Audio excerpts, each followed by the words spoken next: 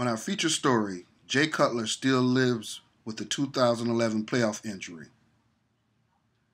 Breaking news, after a year later, Jay Cutler still explains injury from the 2011 NFC playoff game.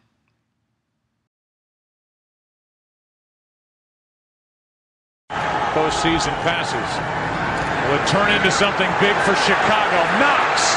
Downfield, the rookie Shields makes the play. And Sam Shields returns the favor.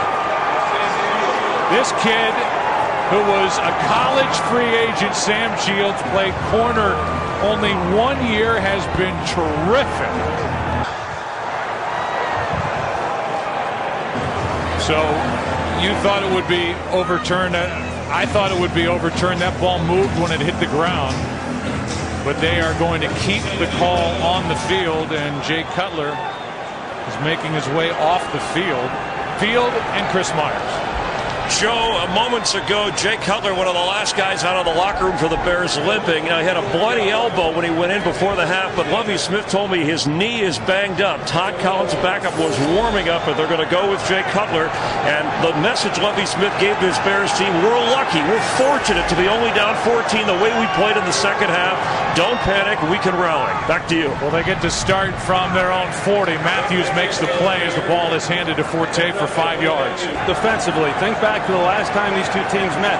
Dom Capers brought a lot of blitzes. He did not do that in the first half all that often, and I know March was wanting to encourage the blitz, but he hasn't gotten a lot of it. Here is Forte again.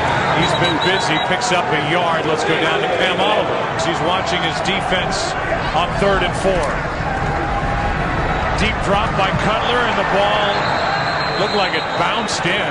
They're calling it incomplete finally. Hester caught it on a hop, and they get a short field because of the good return by Devin Hester and do nothing with that opportunity. Yeah, and they had a chance too, and we see that the knee obviously is bothering Jay Cutler, but one of the things that he has, a bad habit of his, is throwing off of his back foot. The protection actually was pretty good. They double up on Matthews, and he's falling backwards, and if he sets his foot, his back foot, makes a good throw to Hester, they got a chance to pick up that first down. Chicago's now 0 for 6 on 3rd down, and that's their 3rd 3 and out. A drive that started at their own 40. Tramon Williams will stay away, and it is picked up on a hop by Corey Graham. Crowd wanted to see him let it bounce another time. Here is that 3rd down attempt. It has been a frustrating game so far for number 6. 14-0 Green Bay. Joe, over on the Bears sideline, the trainer went over and asked Jay Cutler about his knee injury. Jay got up on the bicycle, indicating if you can't go, you got to let us know. Now, Lovie Smith told me right before the start of the second half he wasn't sure at that point if he was going to have to go with Todd Collins or Cutler because of the injury. Collins is warming up, and the body language for Jay Cutler not good. Troy, Joe? Thanks, Chris. 2nd and 1 for Green Bay. So Cutler is on the sideline. Chris Myers reporting that it's a knee. And Jay Cutler will watch with the rest of us as we go back to that interception, and it was Aaron Rodgers who may have saved a touchdown return for Brian Urlacher. Well, let's go down to the field and Chris Myers. Chris. Joe, the first smile from Jay Cutler came on that Urlacher interception, first smile of the day, but officially it is a knee injury and questionable for Jay Cutler the rest of the way. For a Bears offense that so far has had 7 possessions, they've punted it 6 times and turned it over once. Well, there's nothing there by watching Jay Cutler to suggest that he's going to be coming back into this game. I say questionable, I understand that, but the fact that he's not trying to keep it warm or do some movement on the sideline, I think his afternoon's over.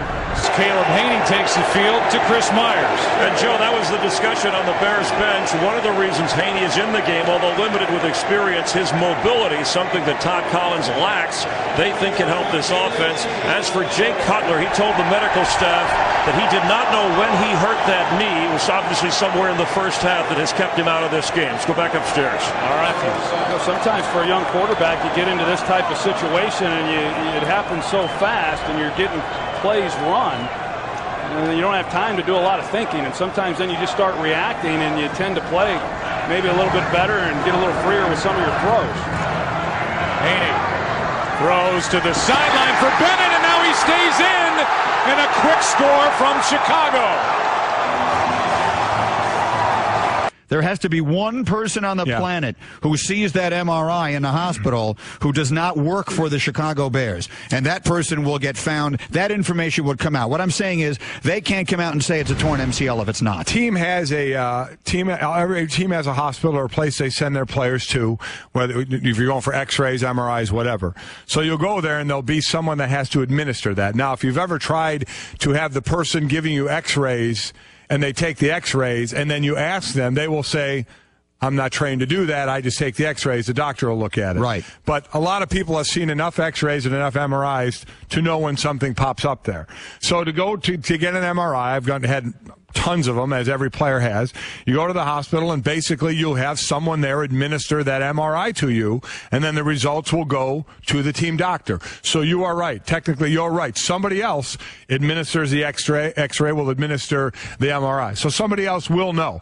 Because we're getting all this, well, maybe this is just Lovie trying to protect him, because he wasn't playing well and they really pulled him. Let's just put it this way. There's going to have to be a definitive answer somewhere, somehow. You can't, with a star quarterback, you can't go into this muddled. There's going to have to be some definitive answer some way, somewhere about this thing. And let me just throw in one more thing that Tom talked about. That was brought up when Jay Cutler said, well, medical staff said, no go. Let me just say this. And head coaches won't admit to this, but outside of head injuries, especially now, okay, when I played, it was a joke. If they held up 2 fingers, you said 3, they'd say close enough, you weren't back in. Now it's different. Now they'll take your helmet. Now they will not put you back in the game. Anything other than that, if the medical staff says you shouldn't go out there and play, a star player can walk up to that head coach and say, I want to play. Put me back in. I think I can help this team. And coaches rarely will come out publicly and admit it. They will acquiesce to the player and put him back on the field. Well, further, anyone who watched Todd Collins on his first series, much less the entirety of his day, knows that Lovie Smith had to know he has got a better chance with Cutler at 10% than he had with that guy. So I agree with you. If Cutler were lobbying to get back in the game, unless the doctor told Lovie Smith, if he steps back out there, he's putting his career in jeopardy, I have to believe he would have put him back on the field. At any rate, this is startling. I cannot recall a situation where a player, a high-profile player in a situation like this was being questioned in the way he's being questioned. You're right. It's got to be awful. I feel sorry for Jay Cutler. I really do. For him today, and to see all this out there, if he reads the stuff, and for the most part, players do. How can you avoid it? He's going to be sick. I feel bad for him. I really do. We're Mike and Mike. We're presenting. My commentary: players around the league still question Jay Cutler's toughness because of his taking himself out of the game in the time when they really needed him during the playoffs. In other news, the New Orleans Saints players Jonathan Vilma, Scott Fujita, and Anthony Hargrove have been reinstated by the league effective immediately after a judge voted for them to return to their respective teams to play.